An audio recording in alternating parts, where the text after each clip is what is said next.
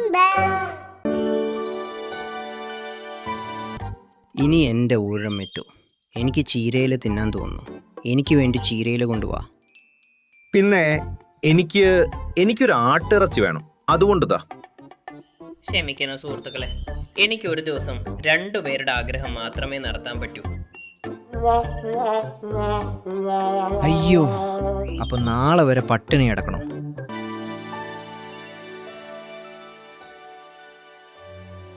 നമ്മുടെ ഈ കാട് ആകെ ശോകമാണ്. ജീവിക്കാൻ പോലും നമ്മൾ എത്ര കഷ്ടപ്പെടേണ്ടി വരുന്നു. അതെ, നീ പറഞ്ഞത് ശരിയാണ്. ഭക്ഷണം കണ്ടുപിടിക്കാൻ നമ്മൾ എത്ര പാടുപെടുന്നു. അടുത്തുള്ള കാട്ടിൽ വേട്ടയാടാൻ പോയാൽ അവിടുത്തെ പക്ഷികളും മൃഗങ്ങളും നമ്മളെ കണ്ട് എത്ര കുറ്റമാണ് പറയുന്നത്. ഈ കാര്യത്തിൽ മിട്ടുതത്ത മാത്രമേ ഭാഗ്യവാനുള്ളൂ. ഇവന് ഭക്ഷണം തേടി പോകണ്ടല്ലോ. പച്ചമുളക് ഇവിടെ തന്നെ കിട്ടുമല്ലോ. ഇങ്ങനെ തങ്ങളുടെ ജീവിതത്തിലെ പരാതികൾ പരസ്പരം പറഞ്ഞതിനു ശേഷം എല്ലാവരും അവരവരുടെ വീടുകളിലേക്ക് പോയി. മിറ്റു മലമുകളിൽ പോയി ആകാശത്തെ നക്ഷത്രങ്ങളെ നോക്കി ആഴമായ ചിന്തയിൽ മുഴുകി. ആ സമയത്ത് ആകാശത്തെന്തോ തിളങ്ങുന്നത് അവൻ കണ്ടു. അല്ല, ഇതെന്താ? ഇതൊരു ഉൽക്കയാണോ? അവൻ കണ്ണുകൾ അടച്ചു. എന്നിട്ട്, ദൈവമേ, എനിക്കൊരാഗ്രഹം മാത്രമേ ഉള്ളൂ. എനിക്കൊരു ശക്തി കിട്ടണം. അത് വെച്ച് കാട്ടിലെ എല്ലാവരുടെയും കഷ്ടപ്പാട് മാറ്റാൻ പറ്റണം. അവൻ കണ്ണു തുറന്നു നോക്കിയപ്പോൾ ആ നക്ഷത്രം താഴെ ഭൂമിയിലേക്ക് വരുന്നത് കണ്ടു. അല്ല, ഇതെന്താ? തത്ത വേഗത്തിൽ പറന്ന് അവന്റെ അടുത്തെത്തി. ഹായ്, നീ കാണാൻ നല്ല ഭംഗിയുണ്ട്. ആരാണ് നീ? ഞാനൊരു യൂണിക്കോണാണ്, മാന്ത്രിക ലോകത്ത് ജീവിക്കുന്ന കുതിര. അപ്പോൾ ഞാൻ നക്ഷത്രമാണെന്ന് കരുതിയത് നിന്നെയായിരുന്നോ? അതെ, അത് ഞാൻ തന്നെ. നീ പ്രാർത്ഥിച്ചത് മറ്റുള്ളവർക്ക് വേണ്ടിയായിരുന്നു. അതുകൊണ്ട് എനിക്ക് നിന്നെ കാണാൻ തോന്നി. ഈ സ്വാർത്ഥരായവർക്കിടയിൽ ആരാണിങ്ങനെ പ്രാർത്ഥിക്കുന്നത്? ഓ, അതാണോ കാര്യം? ഞാൻ കരുതി എൻ്റെ ആഗ്രഹം നടക്കുമെന്ന്. സാരമില്ല യൂണിക്കോൺ, നിന്നെ കണ്ടതിൽ സന്തോഷം. ഞാൻ ആകാശത്തു നിന്ന് വന്നത് നിന്നെ കാണാൻ മാത്രമല്ല, എൻ്റെ ആഗ്രഹം നടത്താൻ കൂടിയാണ്. ഇത് കേട്ട് മിറ്റുവിന്റെ മുഖത്ത് പുഞ്ചിരി വിടർന്നു. നിനക്ക് വേണ്ടത് എന്നോട് ചോദിക്കാം. നന്ദി യൂണിക്കോൺ. എനിക്കൊരു വരം തരൂ. ഞാൻ എന്തെങ്കിലും ആഗ്രഹിച്ചാൽ അത് അപ്പം തന്നെ എൻ്റെ മുന്നിൽ വരണം. ശരി, അങ്ങനെ തന്നെ നടക്കും. നിന്റെ മന്ത്രം ഇതാണ്: ആബ്രക ഡാബ്ര. യൂണിക്കോണിന്റെ കൊമ്പിൽ നിന്ന് വെളിച്ചം വന്ന് മിറ്റുവിന്റെ മേൽ വീണു. പക്ഷെ ശ്രദ്ധിക്കണം, നിനക്ക് ഈ വരം ഒരു ദിവസം 2 തവണ മാത്രമേ ഉപയോഗിക്കാൻ പറ്റൂ, കേട്ടല്ലോ?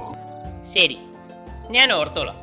ഇതു പറഞ്ഞ് യൂണിക്കോൺ ചിരിച്ചുകൊണ്ട് ആകാശത്തേക്ക് പറന്നുപോയി. പിറ്റേന്ന് രാവിലെ മീനു കുറുക്കൻ കാടിന്റെ അതിർത്തിയിലേക്ക് പോവുകയായിരുന്നു.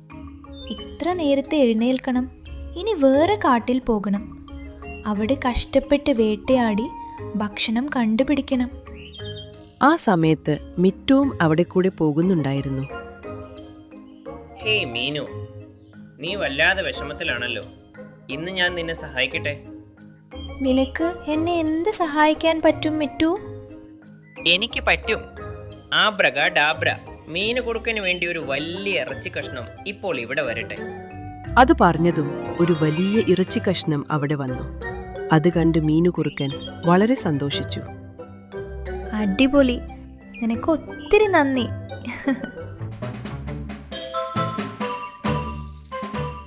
മീനു കുറുക്കൻ ആ ഇറച്ചി നല്ലപോലെ കഴിച്ചു. അത് കണ്ട് മിറ്റുവിന് വളരെ സന്തോഷം തോന്നി. മിട്ടു മരക്കൊമ്പിൽ ഇരിക്കുകയായിരുന്നു. അപ്പോൾ ആന, ബഗീര, സീബ്ര എന്നിവർ അവന്റെ അടുത്ത് വന്നു. മിട്ടു, നീ ഞങ്ങളെ ഒന്ന് സഹായിക്ക്.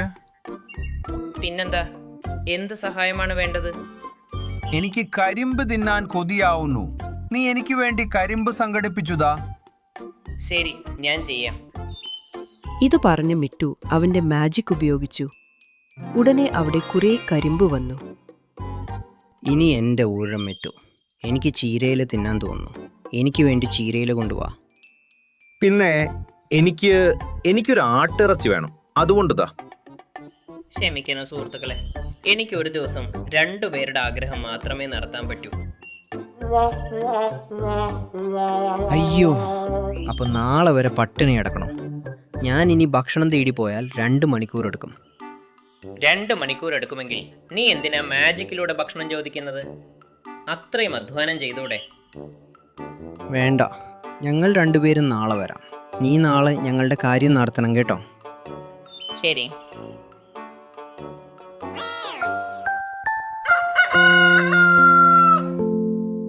പിറ്റേന്ന് രാവിലെ മിറ്റു ഉറക്കം ഉണർന്നിരുന്നില്ല. അപ്പോഴേക്കും മിട്ടു രാജാ, വേഗം എഴുന്നേൽക്ക്, വിശന്നിട്ട് വയ്യ.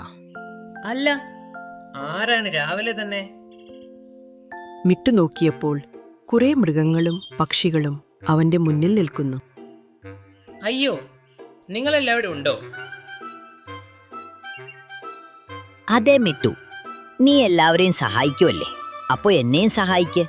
എൻ്റെ 3 കുട്ടികൾക്കും ഗർഭിണിയായ ഭാര്യയ്ക്കും കഴിക്കാൻ കുറച്ച് ക്യാരറ്റ് തരൂ. ശരി, ഞാൻ ചെയ്യാം. മിറ്റു മാജിക് ഉപയോഗിച്ച് കുറെ ക്യാരറ്റ് വരുത്തി. മിട്ടു, എനിക്ക് കുറേ പയം വേണം. അവൻ എനിക്ക് വാഴപ്പഴം കൊണ്ടുവന്നു. എനിക്ക് ചീര, ഞാൻ ഇന്നലെ മുതൽ കാത്തിരിക്കുകയാണ്. എനിക്ക് ആട്ടിറച്ചി, ഞാൻ ഇന്നലെ മുതൽ കാത്തിരിക്കുവാണ്. എനിക്കൊരു പൂച്ചയുടെ ഇറച്ചി വേണം. എല്ലാവരും അവരവരുടെ ആഗ്രഹങ്ങൾ പറയാൻ തുടങ്ങി. അയ്യോ നിക്ക്, എനിക്ക് ഇത്രയും ആഗ്രഹങ്ങൾ നടത്താൻ പറ്റില്ല. ഒരു ദിവസം 2 എണ്ണമേ പറ്റൂ. അതെ, അപ്പോൾ ആദ്യം എൻ്റെ കാര്യം നടക്കും. അല്ല, എൻ്റെ നടക്കും. രാവിലെ ആദ്യം ഞാനാണ് ഇവിടെ വന്നത്. അല്ല, എൻ്റെ നടക്കും. ഞാൻ ഇന്നലെ മുതൽ വെയിറ്റിംഗ് ആണ്. ഇപ്പോൾ എല്ലാവരും പരസ്പരം വലിയ വഴക്കായി. ഇത് കണ്ട് മിറ്റു വിഷമിക്കുകയും ചെയ്തു. അല്ല, നിങ്ങൾ എന്തിനാണ് ഇങ്ങനെ വഴക്കിരുന്നത്? എല്ലാവരും തമ്മിൽ തല്ലുകൂടുന്നത് കണ്ട് മിറ്റു ആലോചനയിലായി. ശരി, നാളെ മുതൽ ആരാണോ ആദ്യം വരുന്നത് അവരുടെ ആഗ്രഹം മിട്ടു നടത്തിത്തരും. അതെ, അങ്ങനെ ചെയ്യാം. ഇനി എല്ലാവരും വഴക്ക് നിർത്തിയിട്ട് വീട്ടിൽ പോകൂ. എല്ലാ പക്ഷികളും മൃഗങ്ങളും അവരവരുടെ വീടുകളിലേക്ക് പോയി. പിറ്റേന്ന് രാവിലെ വീണ്ടും മിറ്റു കണ്ണു തുറന്നു. മിട്ടു എൻ്റെ ആഗ്രഹം നടത്തും. ഞാൻ ആദ്യം വന്നു. അല്ല, എൻ്റെ നടത്തും. ഞാൻ നിനക്ക് മുൻപേ ഇവിടെ എത്തി. അല്ല, ആദ്യം എൻ്റെ നടത്തണം. ഇവിടെ എന്താ കോൾ സെന്റർ തുറന്നിട്ടുണ്ടോ? നീ വെയിറ്റിംഗിലിരിക്കാൻ. ആദ്യം എൻ്റെ കാര്യം നടക്കും. നിങ്ങളിങ്ങനെ വഴക്കിട്ട ഞാൻ എങ്ങനെ നിങ്ങളുടെ കഷ്ടപ്പാട് മാറ്റും? പതുക്കെ പതുക്കെ എല്ലാ മൃഗങ്ങളും അവിടെ കൂടി. എല്ലാരും തമ്മിൽ അടിയായി. ഇപ്പോൾ ദിവസവും ഇങ്ങനെയാണ് മിറ്റു എഴുന്നേൽക്കുന്നത്. മൃഗങ്ങൾ മിറ്റുവിന്റെ വീടിന്റെ അടുത്ത് തന്നെ ഉറങ്ങാൻ തുടങ്ങി. എന്നാൽ അല്ലെ രാവിലെ തന്നെ അവനെക്കൊണ്ട് പണിയെടുപ്പിക്കാൻ പറ്റൂ. മിറ്റു ഇത് കാരണം വളരെ വിഷമത്തിലായി. അവൻ ആ മലമുകളിൽ പോയി യൂണിക്കോണിനെ ഓർത്തു.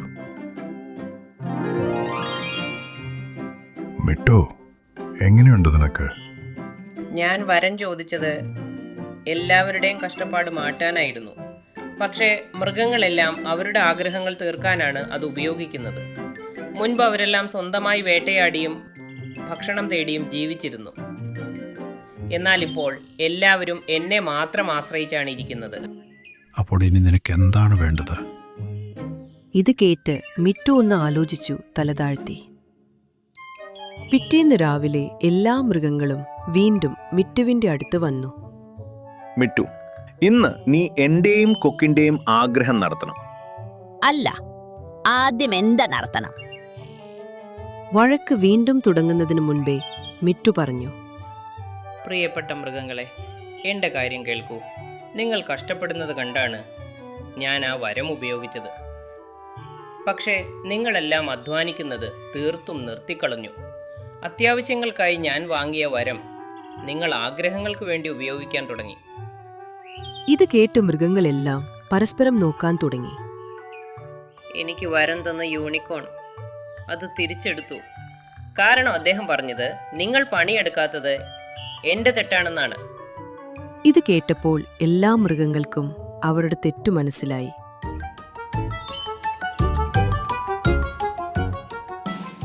നീ പറഞ്ഞത് ശരിയാണ് മിട്ടു.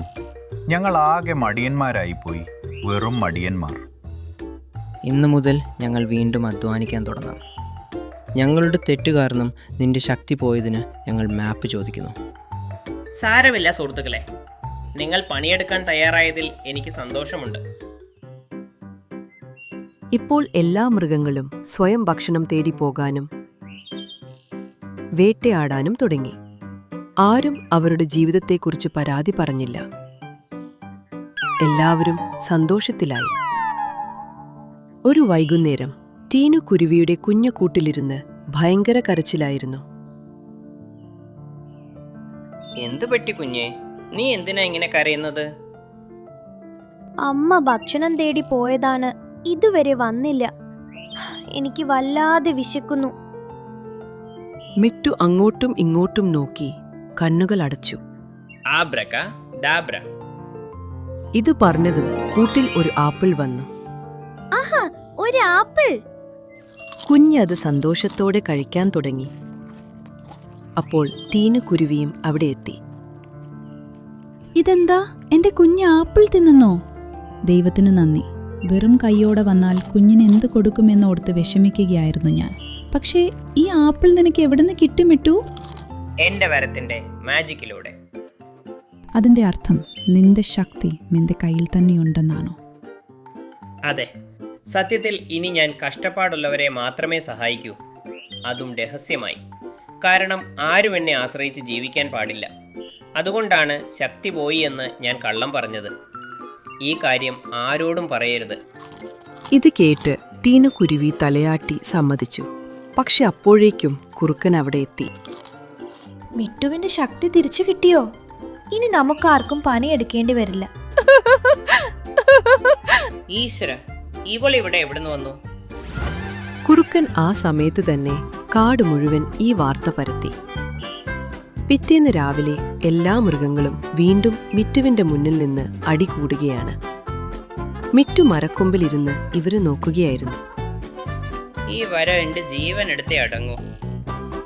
ആദ്യം എന്റെ ആഗ്രഹം നടക്കും. അല്ല, ആദ്യം എന്റെ. ആദ്യം എന്റെ 3 കുട്ടികളും ഗർഭിണിയായ ഭാര്യയും പട്ടിണിയാണ്.